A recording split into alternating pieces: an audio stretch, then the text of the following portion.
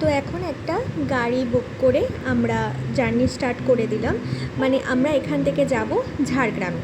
তো এই কেকাবনির থেকে ঝাড়গ্রামে যেতে এই 3-3.5 ঘন্টা লাগে, কিন্তু মাঝে অনেকগুলো স্পট আছে যেগুলো ওরা দেখাবে। তো সেই বুঝে আমরা গাড়ি বুক করে চললাম। আমাদের গাড়ি এক্স্যাক্ট নিয়েছিল 3000 টাকা। ছোট ওমনি গাড়িগুলো যেরকম থাকে ঠিক সেরকমভাবেই গাড়িটা ছিল। এসি ছিল না, কারণ এসি লাগতও না। এত সুন্দর পরিবেশ আর এত সুন্দর ওয়েদার যে এসি আমাদের দরকার পড়ছিল না। রাস্তাটা মাঝে মাঝে খারাপ ছিল, আবার মাঝে মাঝে ঠিক ছিল। যেহেতু বর্ষাকাল তাই রাস্তা খুব একটা ভালো ছিল না, দেখতেই পাচ্ছ মানে পুরো কাদা ছিল। আর প্রচণ্ড বৃষ্টি হয়েছে। আমরা যখন কালকে রাত্রে এসেছিলাম, মানে দুপুরবেলার দিকে এসেছিলাম, তখন কিন্তু ভালো বৃষ্টি ছিল। আর সারা রাতই বৃষ্টি হয়ে গেছে, আমি আগের ভিডিওতে তোমাদের দেখিয়েছিলাম। এই যে দেখো, বৃষ্টির জন্য পুরো রাস্তাটা না মানে মাটি মাটি হয়ে গেছে। আর এখানে টোটালি তোমার লাল মাটি। তো এখানেই সামনে একটা স্পট আছে, ওখানে আমাদেরকে দাঁড় করাবে বলেছে। গাড়িটা এখানেই পার্ক হবে। তো এই যে সুন্দর মাঠে ঘেরা আর একটা লেকের মতন, বিশাল বড় লেক। তো এটার মধ্যেই আমাদেরকে দেখতে বলেছে। কয়েকজন ট্যুরিস্ট এসেছিল, পিছনে আছে। তো শান্ত পরিবেশ, নিরিবিলি। আসলে এই জায়গাটা না মানে বর্ষাকালে বেশি ভালো লাগে। তো এরপরে এখানে আর কিছু নেই, নেক্সট ইয়েতে যাচ্ছি। তো দেখতে পাচ্ছ এখানে ছোট্ট একটা মানে এটা ছোট একটা লেকের মতন, কিন্তু লেক না, কিন্তু এটা একটা জলপ্রপাত যেটাকে বলে, ছোট ওয়াটারফল থেকেই জলটা আসে। তো এই ওয়াটারফলে যাওয়ার জন্য আমাদের এই রাস্তাটা ক্রস করতে হচ্ছে। এই যে ওয়াটারফল, আর ওয়াটারফলের আওয়াজটা শোনাচ্ছি।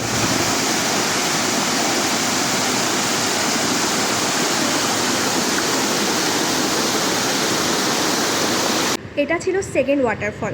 এটাও কিন্তু খুব সুন্দর। দেখো আবার সবাই স্নানও করছে, যারা একদম পাকাপোক্ত তারাই করতে পারবে, কেন প্রচুর স্রোত এখানে। অ্যাকচুয়ালি বর্ষাকালে না এরকম খুব সুন্দর ওয়াটারফলগুলো আরও সুন্দর হয়ে ওঠে। তাছাড়া গরমকালে বা শীতকালে জল একদম কম থাকে। মানে গরমকাল আর বর্ষাকালের মানে সিন একদম আলাদা। কিন্তু এই বর্ষাকালের সিজনে এটা দারুণ। লোকজনও এখানে খুব ট্যুরিস্ট ছিল, কেন এই জায়গাটা খুব সুন্দর। পাথরটা একটু ক্রস করে আসতে হয়, একটু সাবধানে যেতে হয়, আদারওয়াইজ জায়গাটা কিন্তু খুব ভালো। ফটো সেশনের জন্য দারুণ। ইভেন আমি দেখলাম অনেকে প্রি ওয়েডিং শ্যুটও করছে। মানে সুন্দর জায়গাটা, মানে বর্ষাকালের জন্য পারফেক্ট। তারপরে এখানে একটা ড্যামে আসলাম, ড্যামটাও খুব ভালো লাগলো। আর যেহেতু বর্ষাকাল, অবভিয়াসলি জল দারুণ ছিল, আর আওয়াজও ছিল সেরকমই। তো এখানে খুব একটা লোক দেখিনি, আর সব মাটি দেখতে পাচ্ছ এখানে লাল। তো এখানে আমরা এই 5-10 মিনিট ছিলাম, তারপরে আমরা রওনা দিলাম।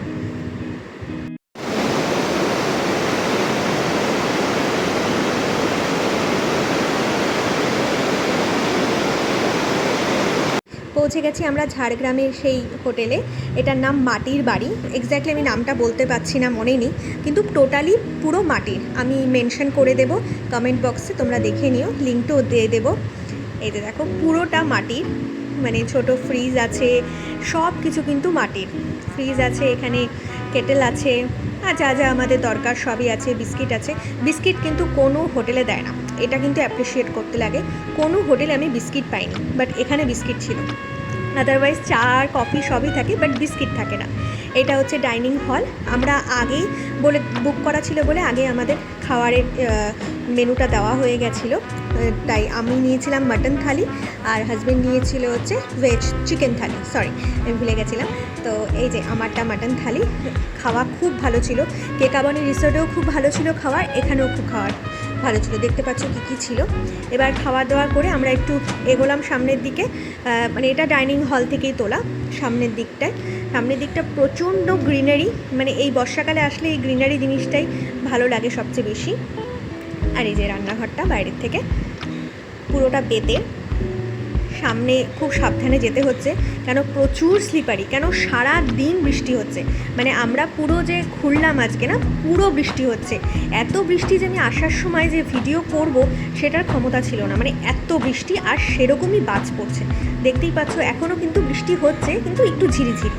আর এখানে পুরো ব্যাঙের ডাক, মানে পুরো প্রপার বর্ষাকাল ফিল হয়েছে এই জায়গাটা দিয়ে। এটা আমরা সামনের দিক থেকে এসেছি এই জায়গাটায়। আরও অনেক ঘর আছে এখানে, ছোট ছোট এবং বড় ঘরও আছে। যারা ফ্যামিলি বড় তাদের একসাথে দোতলা ঘর দিয়ে দেয়। এই যে সামনের যে ঘরটা দেখাচ্ছি সেটাও দোতলা প্যাটার্নে বানানো।